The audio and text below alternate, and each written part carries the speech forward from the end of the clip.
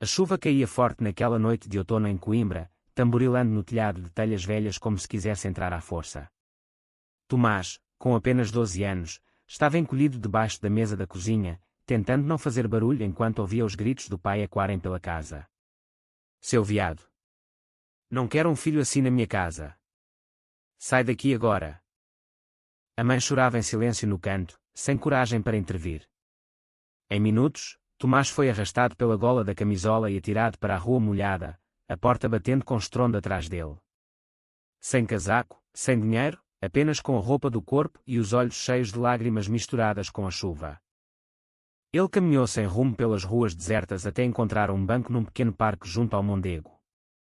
Ali se encolheu, abraçando os joelhos, tremendo de frio e de medo. A noite parecia infinita, e o mundo inteiro parecia ter virado as costas para ele. Anos se passaram como sombras fugidias. Tomás sobreviveu nas margens da sociedade, abrigos temporários, trabalhos precários, amigos de rua que vinham e iam. Aos 22 anos, já em Lisboa, arranjara emprego como empregado de mesa num café acolhedor no Bairro Alto. Era um jovem bonito, com cabelos castanhos encaracolados que caíam sobre a testa e olhos castanhos profundos que carregavam uma melancolia sutil, quase imperceptível para quem não olhasse com atenção. Numa tarde ensolarada de primavera, enquanto limpava as mesas no terraço com vista para as ruas empedradas, um homem elegante parou em frente ao café. Vestia um fato impecável cinzento, óculos escuros que escondiam o olhar, e tinha cerca de 35 anos. Observou Tomás por longos segundos, como se o reconhecesse de algum lugar distante, antes de se sentar numa das mesas externas. Um galão, por favor, pediu com uma voz grave, serena, que contrastava com o bulício da cidade. Tomás serviu o café sem imaginar que aquele cliente era Guilherme Albuquerque, um dos empresários mais influentes de Portugal, dono de uma rede de hotéis de luxo e herdeiro de uma fortuna familiar antiga, enraizada nas vinhas do Douro e nos negócios imobiliários. Guilherme voltou no dia seguinte. E no outro. Sempre pedia o mesmo galão, sempre escolhia a mesma mesa, sempre observava Tomás com uma atenção crescente que começava a deixar o jovem inquieto, embora de uma forma que não era desagradável. Uma noite, quando o café já fechava e as luzes do Bairro Alto se acendiam, Tomás encontrou Guilherme à espera junto à porta. Posso oferecer-te um jantar? Gostaria muito de conversar contigo, disse Guilherme, com um sorriso discreto mas genuíno. Tomás hesitou. Não era comum um estranho, ainda por cima alguém com ar de quem pertencia a outro mundo, fazer tal convite. Mas havia algo na voz calma e nos olhos verdes que se revelavam ao tirar os óculos que o fez aceitar. Sentados num restaurante tranquilo à beira do Tejo, com as luzes da ponte 25 de Abril refletidas na água, Guilherme perguntou sobre a vida de Tomás. Surpreendido com o interesse sincero, Tomás acabou por abrir-se, contando parte da sua história dolorosa, a expulsão de casa aos 12 anos, os anos de solidão nas ruas, a luta diária para sobreviver sem perder a dignidade. Guilherme ouvia em silêncio absoluto, os olhos verdes brilhando à luz suave das velas. Quando Tomás terminou, ele murmurou baixinho: eu conheço bem essa dor. Fui expulso de casa aos 16 anos. Por ser gay. Tomás ergueu o olhar, espantado. Aquele homem poderoso, que parecia ter tudo, carregava a mesma cicatriz profunda. Naquele momento, sem que nenhum dos dois soubesse, começava algo que mudaria as suas vidas para sempre. As semanas seguintes foram um turbilhão de emoções novas. Guilherme aparecia com frequência no café, levava Tomás a passear pelos jardins do Príncipe Real, ao mirador da Senhora do Monte onde a cidade se estendia como um mar de telhados, ou a jantares em restaurantes onde Tomás nunca sonhara entrar. Tomás sentia-se dividido entre o encanto crescente por Guilherme e um medo profundo enraizado.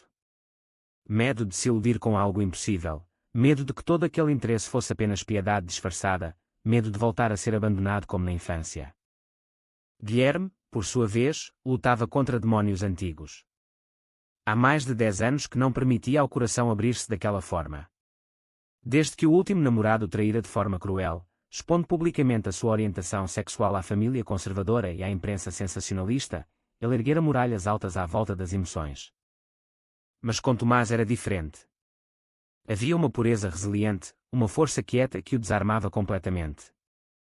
Uma noite, após um concerto emocionante no Coliseu dos Recreios, Guilherme levou Tomás até à sua vila moderna no Restelo, com vista infinita para o Atlântico. Ofereceu-lhe um quarto de hóspedes amplo e confortável. Não precisas de continuar a viver naquele quarto alugado tão pequeno e apertado. Aqui tens espaço, tranquilidade, segurança. Tomás aceitou, ainda sem conseguir acreditar na generosidade. A convivência diária aproximou-os de forma inevitável. Cozinhavam juntos pratos simples como bacalhau à brasa ou pastéis de nata caseiros, viam filmes até altas horas, conversavam sobre livros, sonhos, medos. A atração entre eles tornou-se palpável, como uma corrente elétrica no ar. Numa noite quente de verão, sentados na varanda com o som das ondas ao fundo e o céu estrelado por cima, Guilherme pegou suavemente na mão de Tomás. Tenho medo de te perder se avançar demasiado rápido, confessou, a voz tremendo ligeiramente. Tomás sorriu, o coração acelerado como nunca. Eu tenho medo de nunca avançarmos. Inclinaram-se um para o outro devagar, e o primeiro beijo foi suave, cheio de anos de espera reprimida, de dores caladas, de esperança renascida. Mas a felicidade durou pouco. Na manhã seguinte, o telemóvel de Guilherme não parava de tocar. Era a mãe, viúva astuta e guardiã feroz dos negócios familiares, informando que paparazzi haviam publicado fotos dos dois na varanda. Guilherme, o que é isto? Vais destruir o bom nome da família outra vez. A pressão externa começou a apertar como uma garra. Guilherme tentou proteger Tomás ao máximo, mantendo-o afastado das chamadas furiosas e das reuniões familiares tensas. Mas o escândalo cresceu rapidamente. Jornais sensacionalistas estampavam manchetes cruéis: herdeiro gay em romance com empregado de café pobre. Tomás sentiu-se profundamente humilhado. As velhas inseguranças voltaram com força. Não era digno daquele mundo, era apenas um capricho passageiro, uma aventura temporária. Tentou afastar-se, mas Guilherme não permitiu. Não vou deixar que o mundo nos separe mais uma vez. Já perdi demasiado na vida por causa do medo. Decidiram enfrentar a tempestade juntos. Guilherme marcou uma entrevista exclusiva a uma revista respeitada, onde assumiu publicamente a relação e defendeu o direito ao amor. Foi um terremoto na alta sociedade portuguesa, com reações divididas. A mãe ameaçou deserdá-lo por completo. Alguns parceiros de negócios importantes recuaram, temendo associação com controvérsia. Mas algo inesperado e belo aconteceu. O público mais jovem abraçou a história com fervor. As redes sociais encheram-se de mensagens de apoio, hashtags como amor é amor tornaram-se virais. Tomás começou a receber dezenas de mensagens privadas de adolescentes que viviam situações semelhantes à sua infância, agradecendo a visibilidade. Isso deu-lhe uma força nova. Porém, o passado de Tomás voltou para o assombrar de forma brutal. Um dia, recebeu uma chamada inesperada. Era o pai, que vira as notícias na televisão. Então agora andas com o rico para te sustentares como um parasita. Sempre soube que eras uma vergonha para a família. As palavras cortaram como facas antigas reabertas. Tomás entrou numa crise profunda. Questionou tudo, o amor de Guilherme, o próprio valor, o futuro. Talvez o pai tivesse razão. Talvez não merecesse aquela vida. Guilherme encontrou-o chorando escondido no quarto, os ombros tremendo. Não permitas que ele te defina outra vez. Tu és muito mais do que as crueldades que ele te disse. Mas o dano já estava feito, e a dúvida instalara-se como veneno. No impulso de dor e confusão, Tomás fez as malas durante a noite e voltou para o antigo quarto alugado no Intendente, pequeno e impessoal. Guilherme procurou-o desesperadamente durante dias, ligando, enviando mensagens, aparecendo no café. Quando finalmente o encontrou, Tomás estava frio, distante, como se erguera um muro. Preciso de tempo sozinho. Não sei se consigo lidar com tudo isto, a imprensa, as famílias, o passado. Guilherme respeitou o pedido, embora doesse intensamente, e afastou-se em silêncio. Meses passaram lentos. Guilherme mergulhou no trabalho como anestesia, mas o vazio dentro dele era imenso.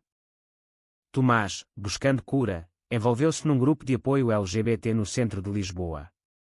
Ali conheceu Miguel, um ativista carismático e empático que o ajudou a processar o trauma familiar e a reconstruir a autoestima. Miguel era gentil, compreensivo, presente. Aos poucos, uma amizade profunda nasceu. Tomás começou a questionar se o que sentia por Guilherme era amor verdadeiro ou apenas gratidão misturada com dependência. Num evento de solidariedade no Jardim da Estrela, cheio de bandeiras arco-íris e música, Miguel confessou os seus sentimentos apaixonados. Tomás, confuso e vulnerável, deixou-se beijar. Mas não sentiu a mesma chama intensa que com Guilherme, foi apenas um momento vazio. Arrependeu-se imediatamente e afastou-se de Miguel com delicadeza. Procurou Guilherme, impulsionado pela clareza repentina. Encontrou-o num jantar de gala beneficente, acompanhado por um jovem modelo atraente, claramente uma tentativa desesperada de seguir em frente. O ciúme atingiu Tomás como um murro no peito. Correu dali, o coração despedaçado mais uma vez. A vida seguiu em ritmos dolorosamente diferentes. Guilherme terminou rapidamente com o modelo, percebendo que ninguém poderia substituir o que sentia por Tomás. Tomás, após longas conversas no grupo de apoio e muita reflexão solitária, compreendeu finalmente que o amor por Guilherme era verdadeiro, profundo, independente de gratidão ou medo. Decidiu lutar por ele, custasse o que custasse. Numa noite fria de dezembro, com Lisboa toda iluminada pelas luzes de Natal e o cheiro a castanhas assadas no ar, Tomás dirigiu-se à vila no Restelo. Guilherme abriu a porta, os olhos cansados e marcados pela saudade. Voltei porque percebi que fugir nunca resolve nada. O que sinto por ti é maior que qualquer medo, qualquer dúvida. Guilherme puxou-o para dentro num abraço forte, quase desesperado. Pensei que te tinha perdido para sempre. Não aguentava mais. Reconciliaram-se entre lágrimas, promessas sussurradas e beijos que curavam feridas. Mas o destino reservava ainda uma última prova dura. A mãe de Guilherme, vendo a determinação inabalável do filho, marcou uma reunião familiar formal. Convidou também o pai de Tomás, cujo contacto descobrira através da imprensa antiga. Pretendia confrontar os dois jovens com as famílias, esperando quebrar a relação de vez. A reunião decorreu na antiga casa senhorial da família em Sintra, num salão imponente com lareira crepitante. O pai de Tomás apareceu, o rosto endurecido pelo tempo, pelo álcool e pelo rancor. Insultou Tomás com nomes horríveis, repetindo as crueldades do passado. Guilherme defendeu-o com firmeza e dignidade.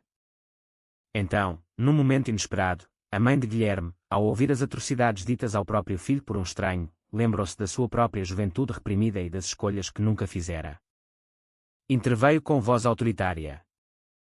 Basta. Se queremos preservar esta família de verdade, temos de aceitar o amor onde ele existe, sem condições. Virou-se para o pai de Tomás: o senhor perdeu um filho por puro orgulho. Eu não permitirei perder o meu. O pai de Tomás saiu furioso, batendo a porta, mas as palavras ficaram no ar como semente de mudança. Os meses seguintes trouxeram uma cura lenta, mas real. A mãe de Guilherme aproximou-se gradualmente de Tomás, convidando-o para jantares familiares, pedindo desculpa sincera pelo passado e aprendendo a conhecê-lo. O pai de Tomás nunca mais deu sinal de vida, mas Tomás encontrou paz interior ao perdoar à distância, libertando-se do peso.